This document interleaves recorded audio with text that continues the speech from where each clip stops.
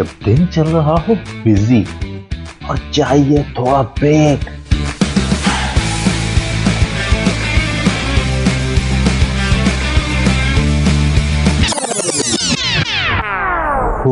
I need a break. तो सुनिए delight delight with RJ मावस्तान, Sunday to Thursday 12 to 3 PM।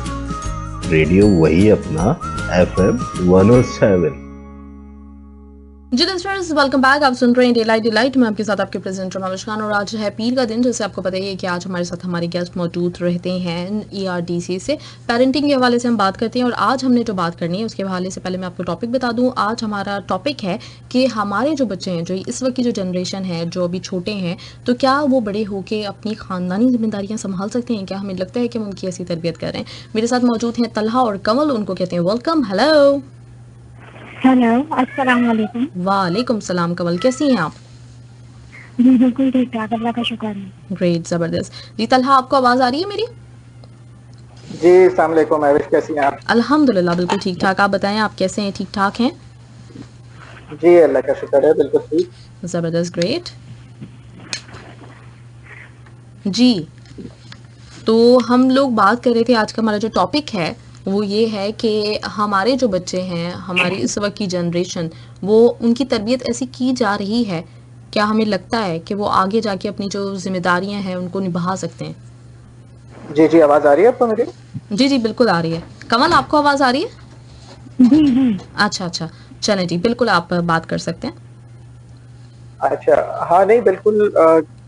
आप देखें, ये टॉपिक खानदानी जो भी जिम्मेदारियां हैं उसके हवाले से हमारी जो तालीम इस वक्त रोल प्ले कर रही है वो बहुत ज्यादा एक रिलेशनशिप के ऊपर या बहुत ज्यादा एक फैमिली ओरिएंटेड एनवायरनमेंट की तरफ, उसके अंदर ये बातें मिसिंग हैं। और हमें अगर कोई इत्तेफाक से या हमारी किसी अच्छी चॉइस की वजह से, जो किसी अच्छे इंस्टीट्यूशन की अगर हमने या किसी अच्छे उस्ताद की हमने अपने साथ एक बच्चे की जरूरत पूरी कर ली है, तो उसके अंदर कहीं शायद ये किसी हद तक ये जरूरत जरूर पूरी कर देती है, किसी हद तक, बहुत ही मिनिमम लेवल तक, कि वो अपने से मुताल्लिक लोगों का बच्चा ख्याल रखने की कोशिश करे। वरना एज अ सिस्टम, ये एजुकेशन सिस्टम ये रोल जरूर प्ले करता है कि कंपटीशन का एनवायरनमेंट हो, एक आप शेयरिंग का एनवायरनमेंट नहीं रखते, आप कंपटीशन का एनवायरनमेंट रखते हैं। आप ये देखते हैं कि मैं कैसे आगे निकल सकता हूँ दूसरे से, मुझे फर्स्ट आना है, मुझे सेकंड आना है, मुझे थर्ड आना है। वो जो सब कुछ साथ लेके चलने वाली बात है, वो चीज बहरहाल इस तरह से नहीं है। और आप देखें कि इस सारी चीज का नुकसान ग्लोबल लेवल पर बहुत सारी चीजों में हो रहा है। मतलब हम डिफरेंसेस को अप्रिशिएट नहीं करते, हम डाइवर्सिटी को अप्रिशिएट नहीं करते। एज अ सोसाइटी हम डिफरेंस ऑफ ओपिनियन को अंडरस्टैंड नहीं करते, और बल्कि डिफरेंस ऑफ ओपिनियन को हम किसी इंसान के साथ नफरत करने की वजह बना लेते हैं। तो ये बहुत इम्पोर्टेंट चीज है कि आप अपने बच्चों में इस चीज को थोड़ा सा इनके साथ ये काम किया जाए, हमारे बच्चों के साथ, देखो कोई तुमसे मुख्तलिफ हो सकता है और ठीक हो सकता है, दो लोग भी ठीक हो सकते हैं। जरूरी नहीं कि मैं सही हूँ तो वो गलत है, या वो ठीक है और मैं गलत हूँ। ये दोनों ठीक भी हो सकता है, दोनों गलत भी हो सकता है। आज मैं जो बात कर रहा हूँ, कल को वो बात मेरी बिल्कुल, शायद मैं जो बात कर रहा हूँ अपने आज की नॉलेज और आज की अंडरस्टैंडिंग से कर रहा हूँ, मुमकिन है ये बात गलत हो, और मेरे अंदर इतना हौसला होना चाहिए कि मैं इस गलत बात को एक्सेप्ट करूं कि हाँ ये चीज गलत थी, और मैं अपनी अंडरस्टैंडिंग को बेहतर करूं। तो ये वो सारी चीजें हैं जो मिलकर देखें, ये सारी वो चीजें हैं छोटी छोटी जो मिलकर आपकी शख्सियत को बनाती हैं। और जैसी आपकी पर्सनालिटी और कैरेक्टर बिल्ड होगा, वैसे ही आप अपने जो रोल्स आपको अपनी लाइफ में अदा करने हैं, उन सब में उसी तरह से पार्ट प्ले कर रहे होंगे। अगर मैं एक मतलब अपनी फैमिली में अगर मेरे लाड और प्यार और मेरी पसंद और नापसंद को इस हद तक मुकद्दम रखा जाए कि वो सही या गलत का फैसला किए बगैर उसे आगे रखा जाए, तो जाहिर सी बात है जब मैं बड़ा हूँगा तो फिर मेरी डिसीजन और मेरी जो धौंस है वो फैमिली के ऊपर हावी होगी। और जहां मैं इस चीज को सही और गलत के तनाजुर में रखना शुरू करूंगा, मेरे साथ होने वाले तमाम मामलात, मेरे पेरेंट्स भी, मेरे उस्ताद भी, मेरा स्कूल भी, और रिस्पेक्टफुली लेके चल रहा हो इस चीज को, रिस्पेक्ट का दामन ना छूड़े, ना पेरेंट्स, ना उस्ताद, ना हम, ना बड़े बहन भाई, ना रिश्तेदार, तो वो रिस्पेक्ट देना आ जाएगा बच्चे को। हम बच्चे को नसीहत करके रिस्पेक्ट देना सिखाते हैं, मॉडल करके रिस्पेक्ट देना नहीं सिखाते। तो ये चीज बड़ी इंपॉर्टेंट है। अगर ये चीजें, इन चीजों का ख्याल रखें तो बिल्कुल ये हम आगे आने वाली जो लाइफ की जिम्मेदारी है उन पर बच्चों को बहुत अच्छी तरह से तैयार कर सकते हैं, क्योंकि आजकल नहीं हो रहा, अफसोस के साथ बहुत कम हो रहा है। सही बात है जी। कमल, आप क्या कहेंगे इस पे? जी, मैं इस पर ये कहना चाहूंगी कि पहले हम ये देखें कि फैमिली रोल है क्या। फैमिली रोल हमारे ये हैं कि हम हमारे घरों में बाप, माँ और बहन, भाई, अगर हमारे ग्रैंड पेरेंट्स हैं तो एक बच्चा, एक भाई है, एक बेटा या बेटी है, आगे जाके उसमें हस्बैंड बनना है, वाइफ बनना है, जो बहन भाई के रोल में भी है। तो देखने की ये जरूरत है कि क्या हमारी जो एजुकेशन है उसके जो गोल्स हैं उसमें क्या फैमिली रोल को के बारे में बताया जाता है, या उनको कैसे हमें उनकी रिस्पॉन्सिबिलिटीज डिफरेंट रोल्स में अपनी अदा करनी है, क्या ये हम सीखते हैं। तो अगर हम देखें तो एजुकेशन इस वक्त हमें अपने फैमिली रोल्स के लिए तैयार नहीं कर रही है, बल्कि एजुकेशन का जो मेन गोल है वो ये है कि बच्चा मुख्तलिफ दर्जात को तय करता हुआ अच्छे कॉलेज यूनिवर्सिटी में दाखिला ले सके, और जब वो हायर एजुकेशन कंप्लीट करके निकले तो उसके पास एक कागज का टुकड़ा आ जाए, उसको वो आगे दिखाकर और अच्छी जॉब हासिल कर सके। सही बात है। और उस अच्छी जॉब के लिए अगर उसको अपना मुल्क छोड़ना पड़े, अपने माँ बाप को छोड़ना पड़े, तो यानी वो सरकार महसूस नहीं करेगा, इसलिए कि इसी के लिए तो उसने तालीम हासिल की थी और कामयाबी यही तो है। तो हमें ये देखने की जरूरत है कि कामयाबी का तस्वुर हमारा क्या है, एजुकेशन इस वक्त क्या यानी किन गोल्स को अचीव करने के लिए दी जा रही है। तो एजुकेशन गोल जो है इस वक्त ये है कि हम अच्छी जॉब हासिल कर सके, हम ज्यादा कमा सकें, ताकि हमने जो अपने लिए स्टैंडर्ड ऑफ लाइफ सोचा है, स्टैंडर्ड ऑफ लिविंग जो सोचा है, उसको हम अचीव कर सकें। सही। जबकि ये जो फैमिली रोल्स हैं इनके लिए बिल्कुल अलग, यानी ये तरबियत के जरिए से सीखे जाएंगे। ये जब हम दूसरों को देखेंगे कि बी डॉटर या सन या बहन भाई कैसे एक घर में रहा जाता है, और इसके लिए हमें इसके लिए अखलाकी तरबियत की जरूरत है। यानी इसके लिए आपको स्किल्स नहीं सीखनी है। एजुकेशन हमारी तरबियत स्किल डेवलपमेंट में करती है, कोई खास particular skill, professional skills mainly जो हमें सीखनी होती है, ताकि हम वो हासिल कर सकें, अच्छी जॉब हासिल कर सकें। और यानी ये शायद गोल अब नहीं होता, और ऐसी मिसालें हमें अपने माशरे में आसपास बहुत आम नजर आती हैं अब, पहले तो शायद ना हो, कि बच्चे बाहर हैं वालिदैन के, और वालिदैन बूढ़े माँ बाप हैं जो कि अकेले रहते हैं, और बच्चे हैं लेकिन वो साथ में रहते, वो बाहर रहते हैं क्योंकि उनकी जॉब जो है वो बाहर है। सही बात है, बिल्कुल ऐसे ही है। तो इसमें कितना किरदार, सॉरी मैं भी शेख बात इसमें थोड़ा सा ऐड करूंगा। जी बिल्कुल।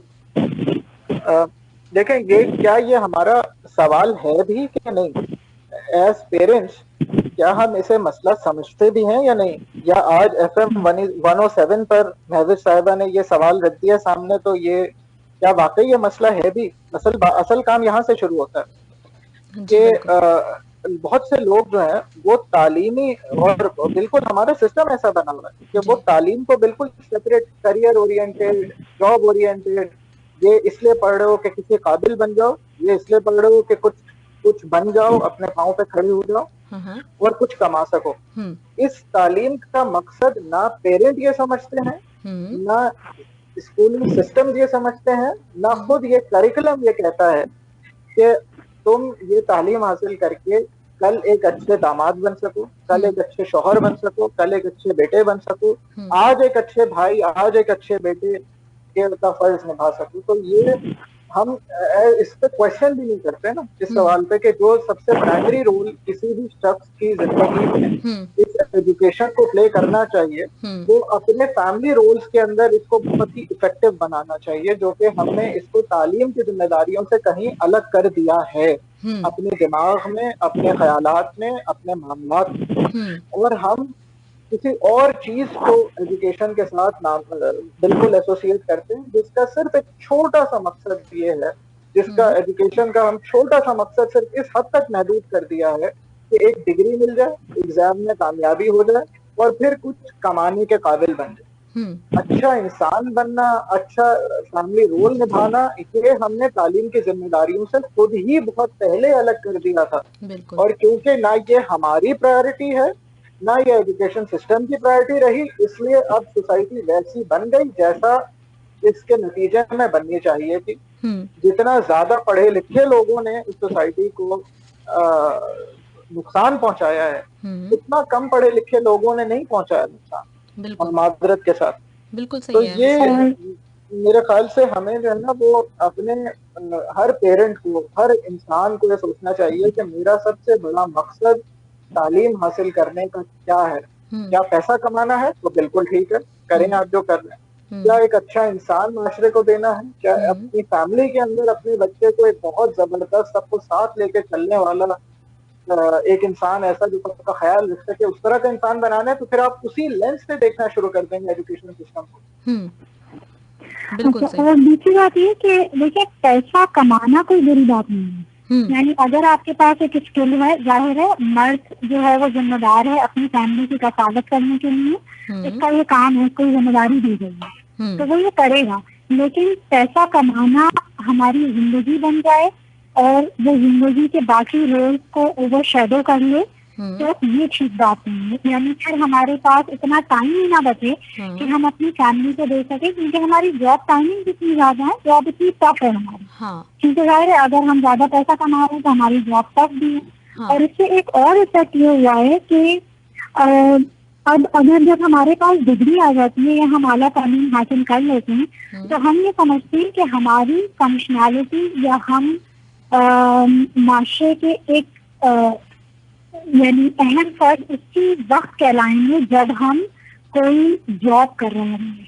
यानी घर में रहकर हम अपने आप को जाया कर रहे हैं। अक्सर लोगों को, खास तौर पर खवातीन को ये कहती हैं वो कि अगर वो उनके पास कोई डिग्री होती है तो वो कहती हैं कि मैं तो अपने आप को जाया कर रही हूँ, मैंने अपने आप को जाया कर दिया। हमारे पास आते हैं काफी पार्टिसिपेंट, तो उनमें जो माएँ होती हैं उनका ये कहना होता है कि हमने तो इतनी बड़ी डिग्री ली थी, लेकिन शादी के बाद और बच्चों के बाद हम तो बस घर में होते हैं।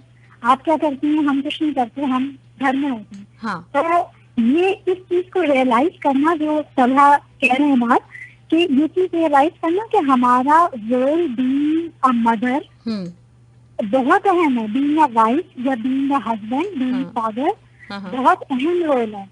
अब हमारे ऊपर कुछ और लोगों की भी जिम्मेदारी है जिनकी हमने तरबियत करनी है। तो इतना बड़ा रोल हम रियलाइज नहीं कर पा रहे, इस वजह से कि हम वो छोटा गोल अचीव कर रहे हैं। यानी हम कहीं जॉब नहीं कर रहे क्योंकि हमारे पास डिग्री है। तो इस पर्सपेक्टिव को तब्दील होने की जरूरत है। सही बात है, बिल्कुल ऐसी। लेकिन इसकी कितनी जिम्मेदारी पेरेंट्स की ऊपर है? जैसे आज बहुत सारे लोग जो बाहर रह रहे हैं या मतलब अपनी फैमिलीज के लिए कमाने के लिए निकले हुए हैं, आज वो डेफिनेटली अपनी फैमिली को टाइम नहीं दे रहे, अपने पेरेंट्स को नहीं दे पा रहे, अपने बहन भाइयों से, अपने बीवी बच्चों से भी बाज़ औक़ात दूर होते हैं। तो कितना इसकी जो जिम्मेदारी है वो पेरेंट्स के ऊपर जाएगी कि उन्होंने वो जब तरबियत हो रही थी, जब घर पे वो मौजूद थे, तो उनके अंदर, उनके दिमाग में बात बिठाई गई थी कि बेटा तुम्हें पढ़ लिख के बहुत अच्छी जॉब करनी है और हमें सपोर्ट करना है क्योंकि हम तुम्हारे लिए इतना कर रहे हैं। बिल्कुल ऐसा ही है, क्योंकि पेरेंट्स की बहुत ज्यादा जिम्मेदारी है। इसलिए ये सोच पेरेंट्स की तरफ से ही आई है ना, कि पेरेंट्स पहले जब बच्चा स्कूल में होता है तो उसके ऊपर ये प्रेशर होता है पेरेंट्स की तरफ से भी, स्कूल की तरफ से भी, कि तुमने अच्छा पढ़ना है, अच्छे नंबर लेने हैं, तुमने जो है वो हाई ग्रेड लेना है और अच्छे नंबर लेने, ताकि तुम आगे जाके अच्छी यूनिवर्सिटी, अच्छे कॉलेज, अच्छे तालीम हासिल कर सको। तो पेरेंट्स की जिम्मेदारी होती है, और जब वो बच्चा उसमें कामयाब हो जाता है किसी ना किसी तरह से, रो पीट के या खुशी से, तो फिर जब जॉब का वक्त आता है तो इसमें पेरेंट्स भी हेजिटेट नहीं करते ना कि अगर हमसे दूर जा रहा है और वो अकेले रह जाएंगे पीछे, तो वो उसमें हेजिटेट नहीं करते। वो कहते हैं कि ठीक है, तुम इतना अर्सा जो है जो आपकी बात कि हमने तुम पर लगाया है, तो अब तो वो वापस आने का वक्त है ना। अगर तुम्हें इतनी अच्छी जॉब मिल रही है तो ठीक है, तुम चले जाओ, बाहर चले जाओ, कोई बात नहीं। बिल्कुल। तो अब यानी कम पैसों में अपने माँ बाप के साथ रहते हुए, उनकी खिदमत करते हुए कम पैसे कमाना, ये हमें गवारा नहीं है। क्योंकि माँ बाप की खिदमत से तो जन्नत मिलनी थी, लेकिन यानी किसी बड़ी इंडस्ट्री की खिदमत से अच्छे पैसे मिलते। तो ये यानी इससे अंदाजा होता है कि हमारा जो है वो कामयाबी का तस्वीर क्या है। अगर हम सिर्फ दुनिया के लिए जी रहे हैं तो ये फैसला ठीक है, लेकिन अगर हमें यकीन है कि इसके बाद आगे भी जाना है और वो लाइफ कभी नहीं खत्म होगी, तो फिर हमें सोचने की जरूरत है। बिल्कुल सही बात है, ऐसे ही है।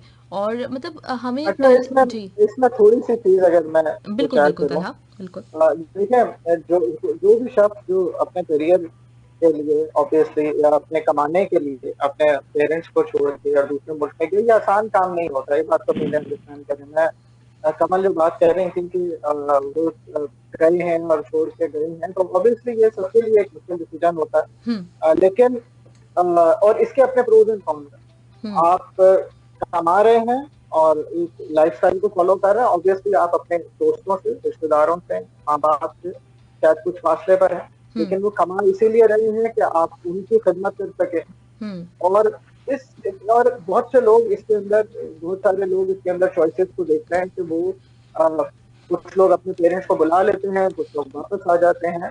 हम ये नहीं कह रहे कि ये गलत है या ये ठीक है, बल्कि हम ये बताना चाह रहे हैं कि देखिए ये सारी चीजें इस एक साइकिल की तरह चल रही हैं। आपने बचपन में जब किसी, और ये हम फ्रॉम द एजुकेशनल पर्सपेक्टिव बात कर रहे हैं कि जो सिस्टम किस तरीके से इसका रोल प्ले कर रहा है, कि बचपन में आपने बच्चे को जब यही बताया था कि बेटा ग्रेड्स अहम है, बेटा तुम्हें अपने पाँव पे खड़ा होना है, बेटा तुमने कमाना है, किसी काबिल बनना है, तो वो बड़े होकर वही कर रहा है।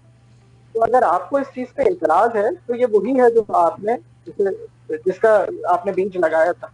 लेकिन अगर नहीं है तो सवाल आज कर सकते हैं और उस पर उसको ठीक किया जा सकता है कुछ ना कुछ इस तरह की बात करके। लेकिन ऐसा नहीं है कि आप इसको कहें कि ये चीज गलत है, ऐसा नहीं है, बिल्कुल नहीं है। वो जाहिर सी बात है पूरी खुलूस नियत के साथ और अपनी पूरी एफर्ट के साथ और अपने आप को कुर्बान करके वो किसी जगह पे मौजूद है और एक अर्निंग की एक सूरत में अपने घर वालों को सपोर्ट कर रहा है।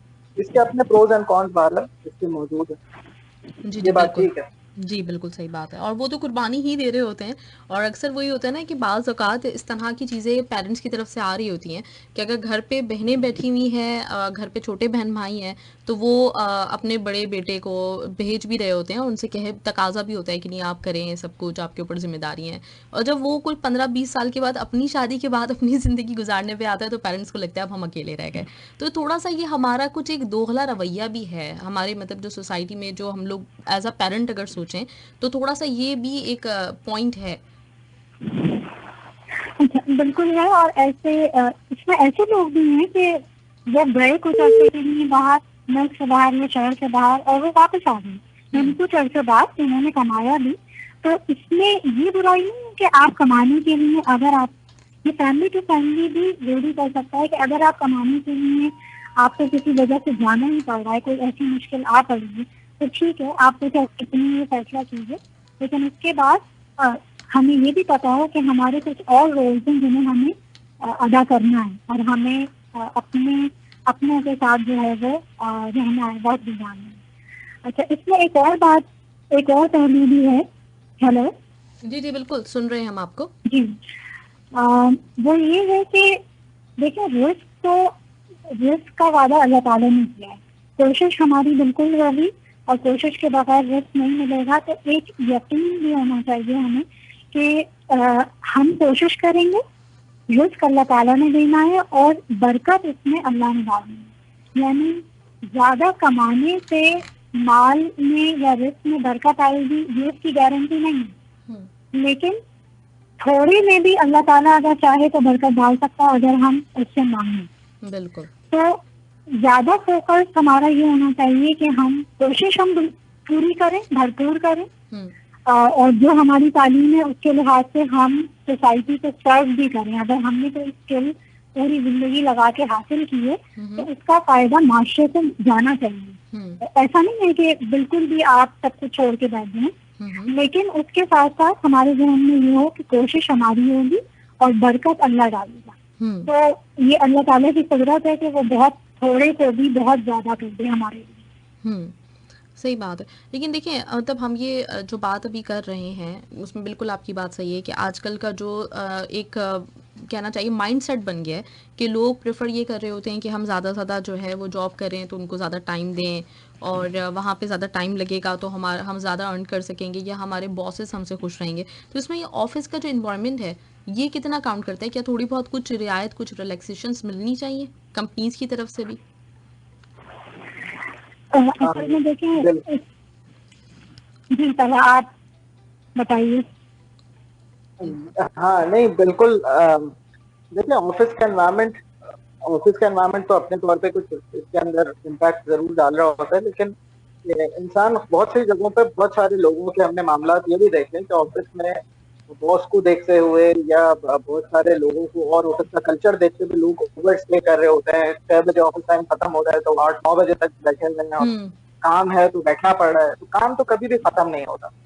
और बहुत सारी डिसीजंस हैं वो इंसान को खुद लेना होता है कि 6 बजे अगर काम मतलब ऑफिस खत्म होने का टाइम है तो जी मैं अपने वर्क को ऐसे प्रायोरिटाइज करूँ कि मैं उस 6 बजे के अंदर अपना काम जो भी काम है उसको मैं 6 बजे तक एक कट ऑफ टाइम लगाऊंगा और मैं बोलूँ ठीक है जी 6 बजे तक मेरी सर्विसेज हैं, 6 बजे तक मैं काम करूंगा, मेरी अपनी लाइफ है जिसको मैंने अपना उधर भी टाइम देना है और वो मैं उधर से निकल कर आ रहा हूँ। हाँ कभी कभी ऐसा जरूर होता है ऑफिस एनवायरनमेंट में कि आप कुछ प्रोजेक्ट में कुछ चीजों में आपका टाइम थोड़ा ज्यादा लग जाता है, क्योंकि हर जगह की, हर बिजनेस की, हर एनवायरनमेंट की, हर कॉर्पोरेट कल्चर की एक डिफरेंट नीड है। तो ऑब्वियसली अगर आप रोजाना देर तक बैठ रहे हैं तो आपके ऑफिस में तो लोग आपसे खुश हो सकते हैं, लेकिन वो 2-3 घंटे जो आपके अपने घर पे, एक तो आप पूरा दिन एक जगह पे लगा कर आप वापस आए हैं, चाहे आप मदर हैं चाहे आप फादर हैं, और वहां पर आप बिल्कुल आपकी एनर्जी भी कंज्यूम हो गई है, आपका जो सुबह से लेकर शाम तक का एक फ्रेश माइंड था वो भी खत्म हो गया। उसके बाद भी अगर आप एक्सटेंडेड टाइम लगा रहे हैं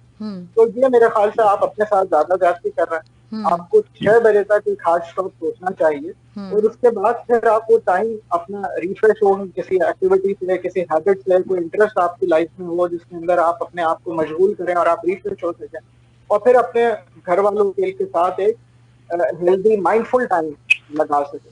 तो ये तो बड़ा जरूरी है इसको इस तरह से मैनेज करना। ऑफिस तो हर जगह मतलब देखें हर कोई ये चाहेगा जब आप मुझे ज्यादा टाइम देंगे तो मैं आपको ज्यादा टाइम लूंगा, आप कम टाइम देंगे जो अग्री टाइम है उस पर आप बोलेंगे नहीं जी इतने मेरे वर्किंग आवर्स है, मैं इसी में आपको मैनेज करके दिखाऊंगा चीजें और वर्कलोड को डिस्ट्रीब्यूट करूंगा और टाइम मैनेजमेंट की चीजें खुद सोचूंगा, रिफ्लेक्ट करूंगा कि कैसे बेहतर कर सकता हूँ, तो आप उसको अच्छे तरीके से इफेक्टिवली मैनेज करेंगे। सही है, ठीक है। तो इस वक्त मतलब बुनियादी जो बात है वो ये है कि अगर हम अपने बच्चों को इस वक्त टाइम देंगे और उनको ये चीज़ सिखाएंगे कि फैमिली बहुत ज़्यादा मैटर करती है, हम तुम्हें देखो इतनी वैल्यू कर रहे हैं, इतना ज़्यादा आपको टाइम देते हैं, उनसे बात करते हैं, उनके लिए टाइम निकाल के उनके साथ खेलते हैं कभी कभी, तो उनको ये वो एक्नॉलेज करेंगे कि नहीं फैमिली इंपॉर्टेंट होती है। बिल्कुल, ये इससे भी आएगा कि आप बच्चे के साथ क्या बर्ताव कर रहे हैं और बच्चे ये देख के भी आपसे सीखेंगे कि आप अपनों से बड़ों से, यानी आप जिन रोल्स में, माँ बाप जिन रोल्स में, माँ बाप भी तो किसी के बच्चे हैं ना, किसी के बहन भाई हैं, तो वो उन रोल्स को कैसे निभा रहे हैं, तो बच्चे दोनों तरह से ये बात सीखेंगे।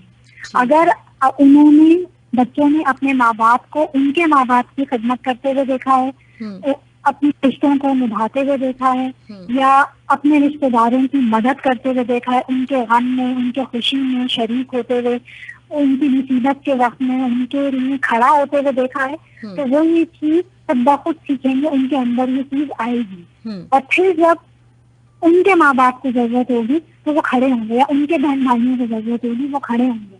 उन्हें ये यानी वो ये सीखेंगे कि रिश्ते कैसे निभाए जाते हैं।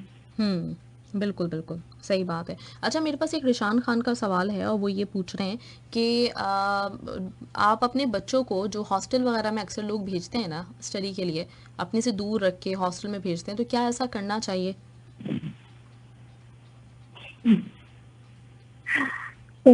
हाँ। देखिए, अब आप अधीन से ये बात आएगी कि हम एजुकेशन के क्या गोल्स हमारी नजर में। हाँ।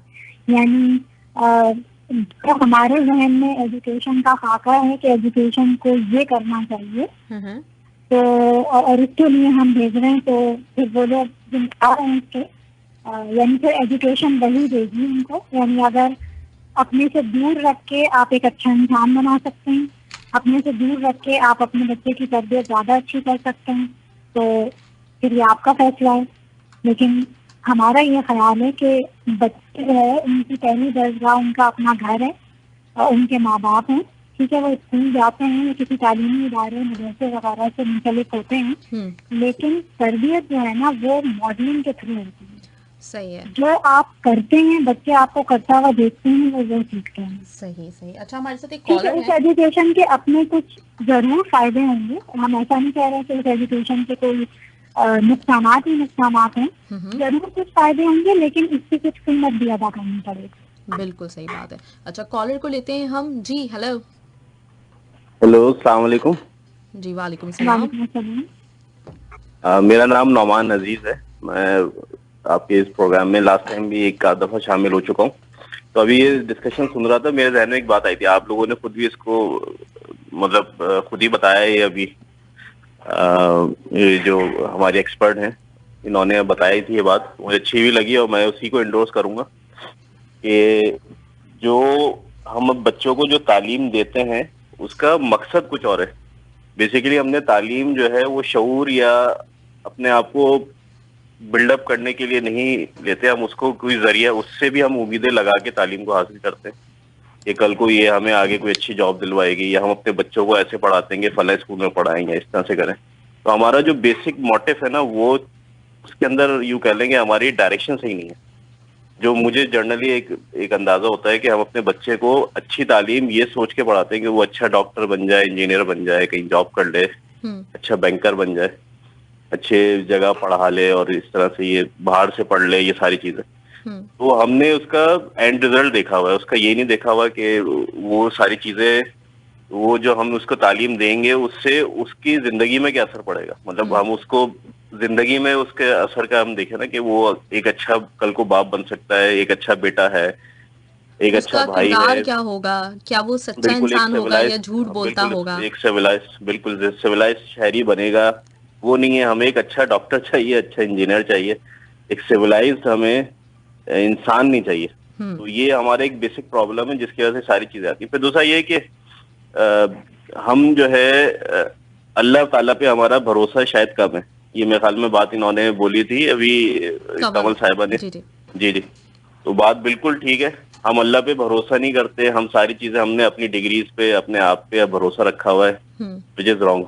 हमें अल्लाह ताला पे भरोसा करना चाहिए, नीयत हमारी साफ होनी चाहिए। अगर नीयत साफ नहीं है तो प्रॉब्लम है। तो इसका मतलब ये है कि बेसिक जो प्रॉब्लम है हमारी नीयतों का है, और फिर ये हमने उससे मतलब एंड रिजल्ट हमने खुद से आखज किया हुआ है, उसी के लिए हम देखते हैं। सही। हमें दरमियान में कि अपने अंदर क्या बेहतरी लानी है वो हम नहीं सोचते। तो मेरे ख्याल में हमारी गलती है। जी। ठीक है, सही। बिल्कुल, बहुत अच्छी बात इन्होंने कही है कि तालीम का मकसद हमारे जहनों में क्या है, क्या ये शऊर की आबियारी के लिए तालीम हासिल की जा रही है, किरदार साजी के लिए, एक अच्छा इंसान, एक बाअखलाक इंसान बनने के लिए हासिल की जा रही है, या कुछ स्किल्स हासिल करने के लिए की जा रही है। लेकिन जैसे इन्होंने बात की अच्छा डॉक्टर या अच्छा इंजीनियर बनना, ये कोई बुरी बात नहीं है, लेकिन हम अच्छाई किन मायने में कह रहे हैं। यानी अच्छाई का मतलब ये है कि स्किलफुल डॉक्टर और स्किलफुल इंजीनियर या स्किलफुल कोई और प्रोफेशनल। तो स्किलफुल होना और एक अच्छा इंसान होना, इन दोनों बातों में बहुत फर्क है। यानी एक ऐसा डॉक्टर बहुत हाईली स्किल्ड, अगर वो अपना जो प्रोफेशन है, जो उसकी बेसिक रिक्वायरमेंट है, अगर वो लोगों की तरफ इनसेंसिटिव है, यानी वो लोगों को बीमारी की नजर से देखता है, इंसान की नजर से नहीं देखता, इसके लिए जब वो किसी मरीज से मिलता है तो वो असल में उसके मर्ज से मिल रहा होता है, वो मरीज से नहीं मिल रहा होता। हाँ। तो अगर वो उसको एम्पैथाइज ना कर सके उस वक्त, हाँ। वो उसे कोई अच्छा मशवरा ना दे सके उसकी सेहत को बेहतर करने के लिए, बल्कि वो दवाइयों पे अनुसार करना सिखाए, हाँ। तो वो स्किलफुल डॉक्टर तो है, हाँ। लेकिन अब एक अच्छा इंसान वो है कि नहीं है, या कितना वो ईमानदार है अपने प्रोफेशन के मामले में, हाँ। ये अब उसका मामला है और अल्लाह का मामला है। इसी बिल्कुल तरह सही से बात। अगर एक अच्छा इंजीनियर है और वो कोई ऐसा स्ट्रक्चर बनाता है जिसके अंदर वो 2 नंबर मसाला लगाता है, 2 नंबर मटेरियल लगाता है और उसका कोई नुकसान होता है शहरियों को बाद में,